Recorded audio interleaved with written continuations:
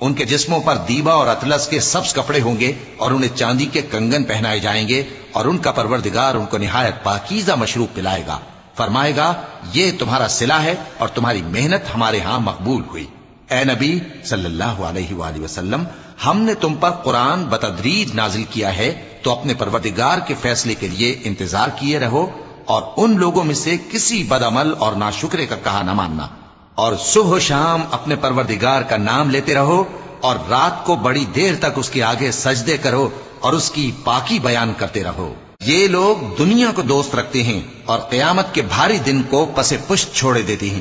ہم نے ان کو پیدا کیا اور ان کے جوڑ جوڑ کو مضبوط بنایا، اور اگر ہم چاہیں تو ان کے بدلے انہی کی طرح اور لوگ لے آئیں۔